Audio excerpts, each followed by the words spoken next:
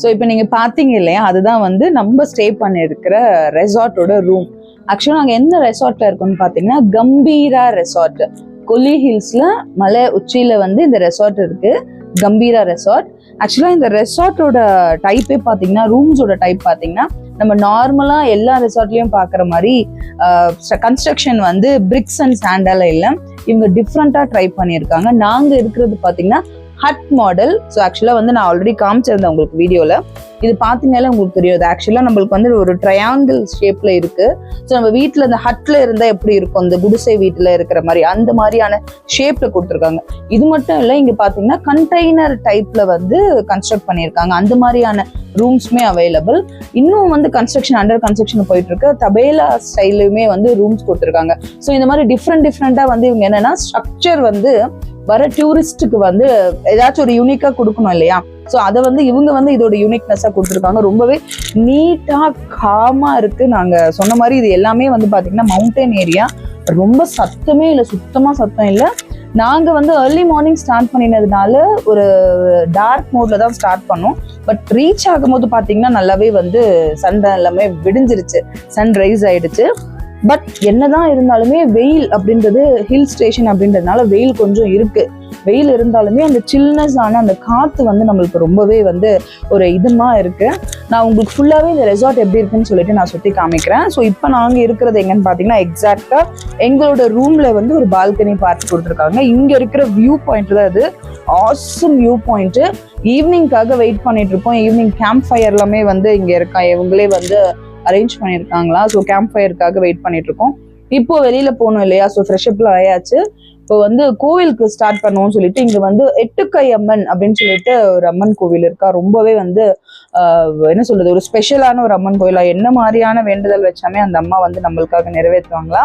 So நம்ம இங்க வந்துட்டோம், நம்ம ஊர் அம்மனை பாக்குறோம் இல்லையா, இங்க வந்திருக்கோம். இங்க போயிட்டு எட்டுக்கை அம்மனை வந்து தரிசிச்சுட்டு அந்த கோயிலை பத்தின இம்பார்ட்டன்ட் இன்ஃபர்மேஷன் உங்களுக்காக நான் ஷேர் பண்றேன். Stay tuned.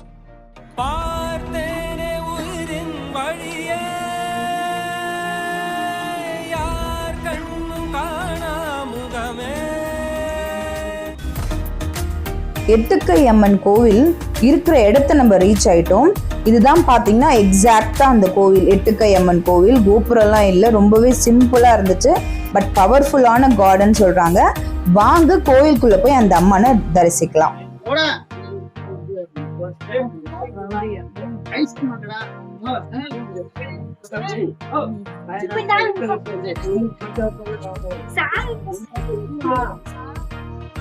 ஸோ உள்ள போனோன்னே பாத்தீங்கன்னா நம்ம கோவிலுக்கு போனோம்னா பூ பழம் எல்லாம் வாங்கிட்டு போவோம் இல்லையா, அர்ச்சனை செட்டு. அப்படிதான் வந்து நாங்களுமே வந்து அர்ச்சனை செட்டு வாங்கணும். அப்ப அந்த கடைக்காரரான அந்த தாத்தா இப்ப என்கிட்ட பேசிட்டு இருந்தாரு பாத்தீங்களா. அந்த தாத்தா சொன்ன இன்ஃபர்மேஷன்லாம் பாத்தீங்கன்னா அது கேட்கும் போதே நம்மளுக்கே வந்து பல ஆச்சரியமா இருக்கு, அப்படியே புல்லரிக்குது அந்த மாதிரி இன்ஃபர்மேஷன்லாம் கேட்கும் போது. அவர் என்ன சொன்னாருன்னா, இந்த கோவிலுக்கு, அதாவது இந்த எட்டுக்கை அம்மன் கோவிலுக்கு தொடர்ந்து 3 அமாவாசை வந்து தரிசிச்சு இவங்க கிட்ட நம்ம வைக்கிற கோரிக்கையை இந்த அம்மா வந்து கண்டிப்பா நம்மளுக்காக நிறைவேற்றி கொடுப்பாங்களாம். இதை வந்து லைவா எக்ஸ்பீரியன்ஸ் பண்ணவங்க நம்ம ஊர்ல மட்டும் இல்லைங்க, நிறைய ஃபாரினர்ஸுமே இருக்காங்களாம். ஸோ அங்க இருந்துமே சிங்கப்பூர் மலேசியால இருந்த கூட இங்க வந்து இந்த அம்பாவை தரிசிச்சுட்டு அங்க அந்த ஊர்ல இருந்து இவங்க இந்த கோவிலுக்கு வந்து காணிக்கையா எல்லாருமே வந்து மணி எல்லாமே டிரான்ஸ்ஃபர் பண்றாங்களாம். இந்த கோவிலை பராமரிக்கிறதுக்காக அவங்களோட மணிஸ் எல்லாமே கான்ட்ரிபியூட் பண்றாங்களாம். ஸோ நம்ம போயிட்டு இருக்க இந்த வழி பாத்தீங்கன்னா இதுதான் அந்த எட்டுக்கை அம்மன் கோவில் உள்ள சன்னதிக்கு போற வழி. அதுக்கு முன்னாடி அந்த படிக்கட்டுலாம் ஏறதுக்கு முன்னாடி கீழே வந்து ஒரு அம்பாள் இருக்கா. இந்த அம்பாள் வந்து நம்ம வந்து கீழே அங்காள பரமேஸ்வரி கும்பிட்டுட்டு மேல போய் சாமி கும்பிடுற மாதிரி.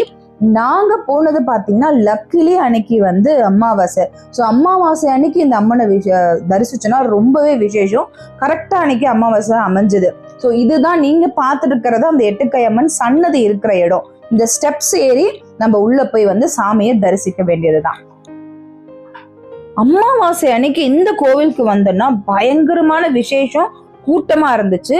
என்னன்னு பாத்தீங்கன்னா இங்க வர பக்தர்கள் எல்லாமே அவங்களோட வேண்டுதல்களை இந்த கோவிலே ஒரு சின்ன தகடு தராங்க. அந்த தகடுல அந்த வேண்டுதலை எழுதி இந்த அம்பாள் கிட்ட வந்து கட்டிட்டு போயிடுறாங்க. அதாவது என் வேண்டுதலை நீ நிறைவேற்றம்மா அப்படின்னு சொல்லிட்டு கட்டிட்டு போயிடுறாங்க. நிறைய பேர் சூளத்துல வந்து அவங்க போட்டுட்டு வந்த ட்ரெஸ் வந்து ஏதாவது ஒரு பார்ட்டை கட்டிட்டு போறாங்க. இந்த மாதிரி வினோதமான சில வழிபாடுமே இங்க இருந்துச்சு. அது மட்டும் இல்லாம என்னென்ன மாதிரி பூஜை நீங்க செய்யலாம், அந்த பூஜைக்கு எவ்வளவு காசு அப்படின்னு தெளிவா கொடுத்திருந்தாங்க.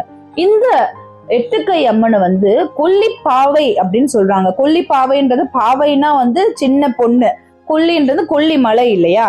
அந்த காலத்துல சித்தர்கள்லாம் என்ன பண்ணுவாங்களா, இங்க இருக்கிற சிவபெருமானை தரிசிக்கிறதுக்காக காடு மலையெல்லாம் தாண்டி வருவாங்களா. அப்படி அவங்க தாண்டி வரும்போது எந்தவித துன்பங்களும் இன்னல்களும் அவங்கள வந்து தீண்டக்கூடாது அப்படின்ட்டு அவங்கெல்லாம் உருவாக்கின ஒரு சாமி தான் இந்த எட்டுக்கை அம்மனா.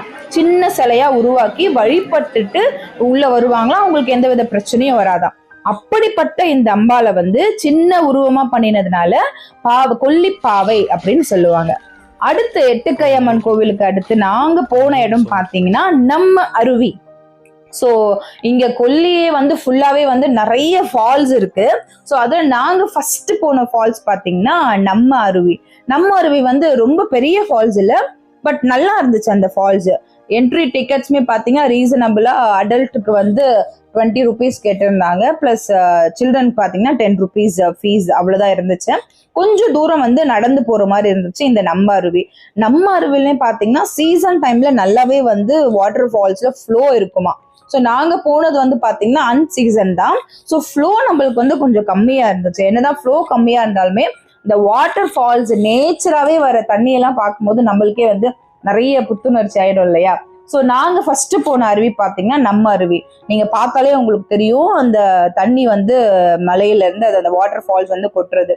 ஸோ நிறைய பேர் இங்க வந்து குளிக்கல, ஒன்லி லிமிட்டடா வந்து சில பேர் மட்டும் தான் குளிச்சுட்டு இருந்தாங்க. ஸோ நாங்களும் வந்து ரொம்ப குளிக்கிறதுக்குலாம் உள்ள போல, ஜஸ்ட் போய் பார்த்துட்டு எப்படிலாம் இருக்கு அப்படின்னு பார்த்துட்டு சும்மா போய் கால் மட்டும் அப்படி நினைச்சிட்டு வந்தாச்சு. நம்ம அருவி போனீங்கன்னா நீங்க போகும்போது கண்டிப்பா நல்ல ஃப்ளோ இருந்துச்சுன்னா நீங்க போய் தண்ணியில போய் நல்லா என்ஜாய் பண்ணலாம். மற்றபடி நம்ம அருவி கிட்ட வேற எதுவுமே இல்லை. ஸோ இந்த நம்ம அருவி முடிச்ச உடனே அடுத்ததான் நாங்க போன இடம்லாம் பாத்தீங்கன்னா ஆகாய கங்கை போனோம். தென் நிறைய சந்தை பார்த்தோம், நிறைய ஷாப்பிங் போனோம் கொல்லி ஹில்ஸ்ல. ஸோ அது எல்லாமே உங்களுக்கு வந்து நெக்ஸ்ட் வீடியோல வந்து சூப்பரா நாங்க வந்து டெலிகாஸ்ட் பண்றோம். இந்த கம்பீரா ரெசார்ட் அண்ட் கொல்லி ஹில்ஸோட செகண்ட் டே vlogs வந்து உங்க எல்லாருக்குமே யூஸ்ஃபுல்லாகவும் பிடிச்சிருக்குமோ அப்படின்னு சொல்லிட்டு நம்புறேன். நீங்க எட்டுக்கை அம்மன் கோவிலுக்கும் நம்ம அருவிக்கும் போயிருந்தீங்கன்னா கமெண்ட் செக்ஷன்ல கமெண்ட் பண்ணுங்க. எட்டுக்கை அம்மன் உங்களுக்கு எப்படிலாம் ஹெல்ப் பண்ணா அப்படின்றத கமெண்ட் பண்ணுங்க. நம்ம இன்னொரு வீடியோல, அதாவது இதோட கண்டினியூட்டியான ஷாப்பிங் அண்ட் ஆகாய கங்கையில மீட் பண்ணலாம். அன்டில் தென் தன்யவாத். நான் உங்களில் ஒருவள் JK.